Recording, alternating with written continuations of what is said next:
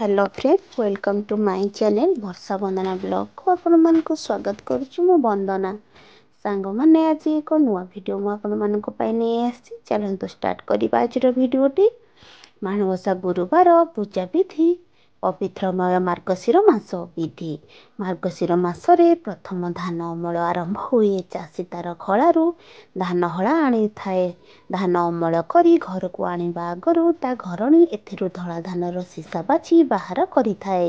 एही धानर सीसारे बेणी बांधी मेंटिबा मेंटा प्रस्तुत करी एहाकु सुखाई अति जत्न और आदर रे रखि थाए।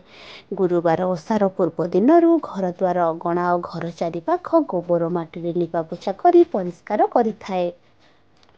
अमल परे खलारे सही स्तूपीकृत धान को अन्न धनर देवी लक्ष्मीकर आशीष बोली मानी एही ओषा पालन करा जाई थाए।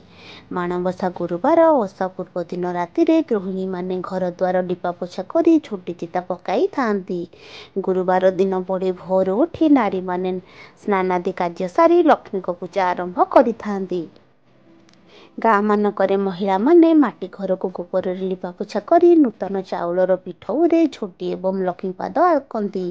घरर प्रत्येक दुआर अगणा कांथ चारिपाख झोटी चिता द्वारा सजा होई थाए। माण खटुली उपरे एक नुआ माणर धला धान भरी रखा जाए। हलदी और गुगुल बाटी माण उपर चतुर्पार्श्व लेप दिया जाए। यह एक मुहर रूप नहीं थाए। से कौड़ी को आखि भाव व्यवहार कर निजर सृजन शैली द्वारा माण को एक सुंदर मुहर रूप दे खटुली रखी ता उपरे धानर मेंटा को रखा जाए। नाली छिट और सुंदर पाटकनारे ओढ़णी दे यह एक नववधूर रूप सदृश करा जाए। माँ लक्ष्मीकर खटुली बा आस्थान चारिपटे 16 पाखुड़ा विशिष्ट द्रव्य पद्म अंकन करा जाए। घरर चतुर्पार्श्व माँकर पद पद्म चिता आस्थान पर्यंत अंका जाए। केही केही गपपत्र गया तुलसी कलापाती सिंदूर फरुआ पितल मूर्ति इत्यादि मध्य रखि थांती। धान खला को मध्य से दिन झोटी चितारे चित्रित करा जाई थाए। महालक्ष्मीकर स्थापना पाई ठाकुर घरे एक स्वतंत्र स्थान निरूपण करा जाए। पूजा स्थान रे पीठ कोठी करी 16 पाखुड़ा पद्म फूल अंका जाए। पूजा पाई पूर्वर प्रस्तुत करा जाई थाए। अमल होइतिबा शुक्ल धान माण गुआ कौड़ी नड़िया दुब बरकोड़ी पत्र सिंदूर धूप दीप नैवेद्य माण बसाइबा पूर्वर सही माण को हलदी पानी रे धोई खरारे सुखी जिबा परे सिंदूर बोला जाए। प्रथम एक खटुली रे किछि नुआ धान रखा जाए। सिंदूर बोला जाइथिबा माण बा गौणी को लक्ष्मी देवींगर प्रतीक स्वरूप नुआ धला धान रे परिपूर्ण ता उपरे गुआ रखा जाए। सही माण को खटुली उपरे पसाई ता उपरे धान बेणी रखी नूतन पाट लुगार ओढ़णी ढंगा जाए। महालक्ष्मी को एक नववधू बेशरे सजा जाए। चंदन सिंदूर आदि दे स्थापना करा जाए। विधि अनुसार खटुली उपरे लक्ष्मीकर काठरे निर्मित प्रतिमा पानिया अइना कजली एवं खटुली पाखरे आखमूला निकटरे रखा जाई थाए। पूजा काल धूप दीप और नैवेद्य आदि अर्पण करा जाए। लक्ष्मी पाखरे पिठापना और फलमूल भोग कदली छेना नड़िया गुड़ गोलमरीच और अन्यान्य फल लक्ष्मी पाखरे लगा जाए। एथि सहित मंडा पिठा तैयारी करा जाए भोग दिया जाई थाए। विभिन्न पाली रे भिन्न भिन्न पिठापना प्रस्तुत करी लक्ष्मी को लागी करा जाई थाए। लक्ष्मी को धूप दीप नैवेद्य सह बाल भोगरे छेना गुड़ नड़िया कदली को चकटी भोग लगा जाए। 3 धूप मध्यरु एहाकु बाल धूप कुहा जाए। तापरे मध्याह्न धूप पाई प्रस्तुत आरंभ हुए। मध्याह्न रे संकुड़ी धूप रे लागी हेबा पाई खीरी बा तरण चकुड़ी पिठा तरकारी इत्यादि प्रस्तुत करा जाए। श्रद्धार सह भोग लगा जाए। मध्याह्न भोग परे माँ का सम्मुखरे लक्ष्मी पुराण बोला जाए। एही भोग घरर प्रत्येक सदस्य खाई थांती। एही भोग को परिवार छड़ा अन्य काहाकु न देबार नियम अछि। गोधूली समय रे संध्या धूप परे आउ थरे बाल धूप परी भोग लगा जाए। संध्या पूजा करा जाए। द्वितीय गुरुवार दिन चितौ पिठा दही कालुआ तृतीय रे खिचुड़ी डालमा एवं चतुर्थ रे मंडा पिठा भोग लगी होई थाए। मार्गशीर मासर शेष गुरुवार दिन व्रत सारी उजुड़ा जाए। एही दिन पूर्व भली समस्त नीतिनीति रे माणबसा मंडा पिठा और खीरी भोग करा जाए। संज भोग परे सही माणर थिबा धान को आउ एक जगार अजाड़ी रखा जाए। ପୂଜାର ଅନ୍ୟ ସମସ୍ତ ସହଯୋଗ ସହକାରରେ ନେଇ ପୋଖରୀ ଆଦି ଜଳାଶୟରେ ବିସର୍ଜନ କରାଯାଏ। ପୂଜାରେ ବ୍ୟବହୃତ ଧାନକୁ କୁଟି ସେହି ଚାଉଳ କ୍ଷୀରି ବା ଜାଉ ରାନ୍ଧି କେବଳ ଘର ଲୋକଙ୍କ ମଧ୍ୟରେ ଖିଆଯାଏ। ଏପରି ଲକ୍ଷ୍ମୀଙ୍କୁ ଆବାହନ କରିବା ଠାରୁ ବିସର୍ଜନ କରାଯିବା ପର୍ଯ୍ୟନ୍ତ ସମସ୍ତ ବିଧିବିଧାନକୁ ପାଳନ କରି ଘରର ବିବିଧ ଉନ୍ନତି କାମନା କରାଯାଏ। ମାଣବସା ଗୁରୁବାର ମାଣବସା ଓଷାକୁ ଲକ୍ଷ୍ମୀ ପୂଜା ମଧ୍ୟ କୁହାଯାଏ।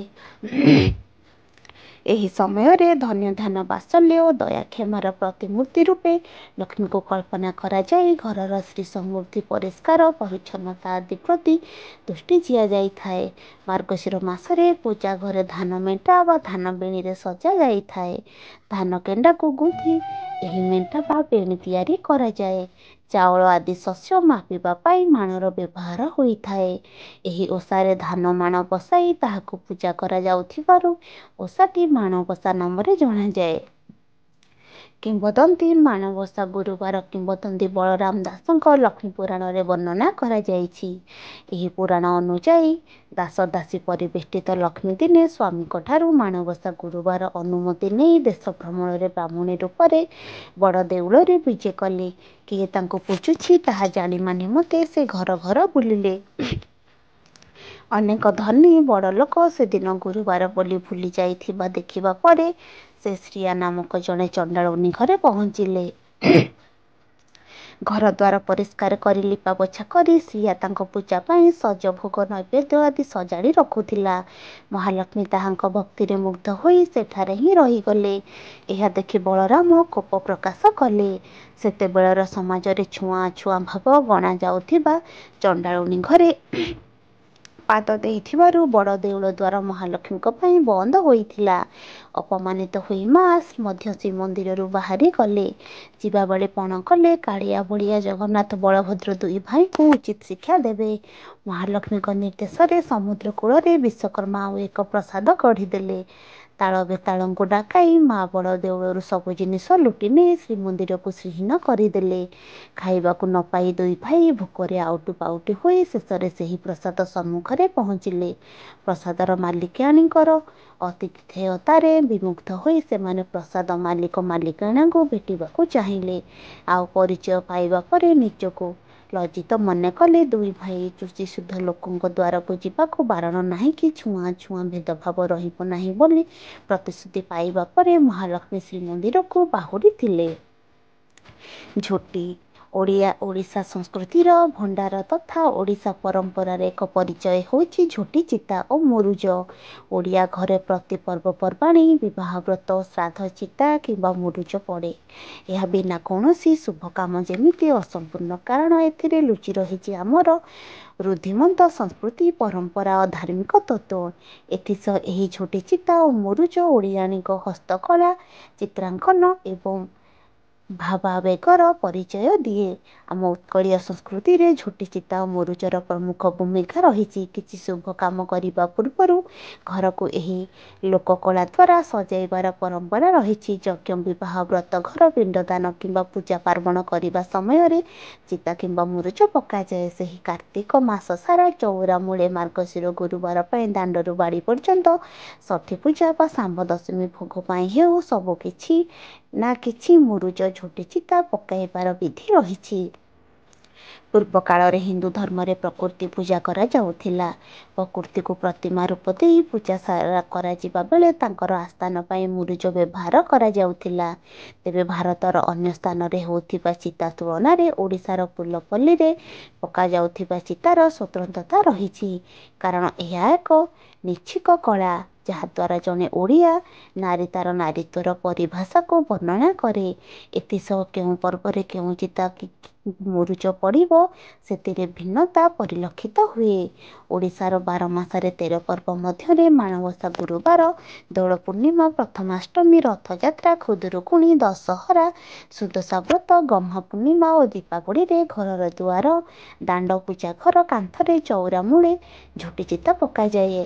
ଧର୍ମ ମାସ କାର୍ତ୍ତିକରେ ହବିଷ୍ୟାଳିମାନେ ତୁଳସୀ ଚଉରା ଚାରିପଟେ ବିଭିନ୍ନ ରଙ୍ଗର ମୁରୁଜରେ ଜଗନ୍ନାଥ, ବଳଭଦ୍ର, ସୁଭଦ୍ରା, ବଡ଼ଦେଉଳ, ରାଧାକୃଷ୍ଣ, ମୟୂର, ହଂସ, ପ୍ରଜାପତି ଭଳି ବିଭିନ୍ନ ପକ୍ଷୀଙ୍କ ସୁନ୍ଦର ଚିତ୍ର ଆଙ୍କିଥାନ୍ତି। ଏହି ସବୁ ପୂଜା ପର୍ବାଣୀ ମଧ୍ୟ ମାର୍ଗଶିର ମାସର ମାଣବସା ଗୁରୁବାରରେ ପଡୁଥିବା ଝୋଟି ଚିତାର ଅନେକ ମହତ୍ତ୍ୱ ରହିଛି। ଏହି ଦିନ ସ୍ୱତନ୍ତ୍ର ଲକ୍ଷ୍ମୀପାଦ ଏବଂ ପଦ୍ମଫୁଲ ଚିତା ଅଙ୍କନ କରାଯାଇ ମା ଲକ୍ଷ୍ମୀଙ୍କୁ ସ୍ୱାଗତ କରାଯାଏ। ସେଥିପାଇଁ ଗୁରୁବାର ପୂର୍ବରୁ ଘରକୁ ଲିପାପୋଛା କରାଯାଇ ଦୁଆର ବନ୍ଧରୁ ଅଗଣା ଯାଏ ଚିତା ପକାନ୍ତି ଘରର ସ୍ତ୍ରୀ ଲୋକମାନେ। ବିଭିନ୍ନ ପ୍ରକାରର ପଦ୍ମଫୁଲ ଲକ୍ଷ୍ମୀପାଦ ହିଁ ଏହି ପର୍ବର ସ୍ୱତନ୍ତ୍ରତା।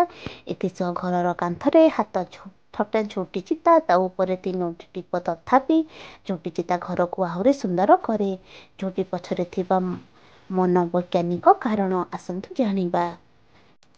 ପ୍ରତ୍ୟେକ ଝୋଟି ହେଉଛି ଗୋଟିଏ ଲେଖାଏଁ ସ୍ୱତନ୍ତ୍ର ରେଖାଚିତ୍ର। ଏହା ଆମ ଅବଚେତନ ମନରେ ଏକ ଭାବ ତରଙ୍ଗ ସୃଷ୍ଟି କରେ।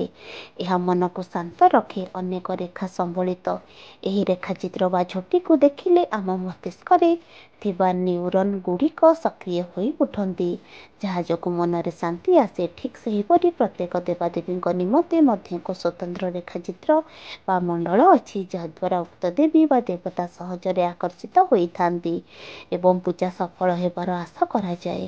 ଝୋଟିର ସନ୍ଦର୍ଶନ ଦ୍ୱାରା ଯେ ମନ ଶାନ୍ତ ରୁହେ ବା ପୂଜାପାଠ ସଫଳ ହୁଏ ତା ନୁହେଁ, ଏହା ମଧ୍ୟ ଗୃହର ସୌଭାଗ୍ୟ ବଢ଼ାଏ। ଘର ଭିତରେ ଥିବା ନକାରାତ୍ମକ ଶକ୍ତିକୁ ଦୂରେଇ କେବଳ ସକାରାତ୍ମକ ଶକ୍ତିକୁ ଗୃହ ମଧ୍ୟକୁ ଆକର୍ଷିତ କରି ଆଣିପାରିବାର ଶକ୍ତି ଝୋଟିର ଅଛି। ଆଜିର ଯୁଗରେ ଗାଁ ଦାଣ୍ଡରେ ଅନେକ ପକ୍କା ଘର ହୋଇଥିଲେ ହିଁ ଓଡ଼ିଆଣୀ ଝୋଟି ଚିତା ଦେଖିବାକୁ ମିଳେ। ଉତ୍କଳର ମହାନୀୟ ପରମ୍ପରା ଏମିତି ଭାବେ ବଞ୍ଚି ରୁହେ। ମା ଲକ୍ଷ୍ମୀଙ୍କର ପାଦ ସମସ୍ତଙ୍କ ଗୃହରେ ପଡ଼ୁ। ଧନ ଧାନ୍ୟ ସ୍ନେହ ପ୍ରୀତିରେ ସମସ୍ତଙ୍କ ଜୀବନ ବ୍ୟତୀତ ହେଉ। ଜୟ ମା ପଦ୍ମଳୟା। ଓମ୍ ନମୋ ଭଗବତେ ବାସୁଦେବାୟ। ବନ୍ଧୁଗଣ, ଆଜିର ଭିଡ଼ିଓଟି ଆପଣମାନଙ୍କୁ ଭଲ ଲାଗିଥିବ please like, share, comment, subscribe my channel. ରହୁଛି ଜୟ ମା ମଙ୍ଗଳା, ଜୟ ଜଗନ୍ନାଥ।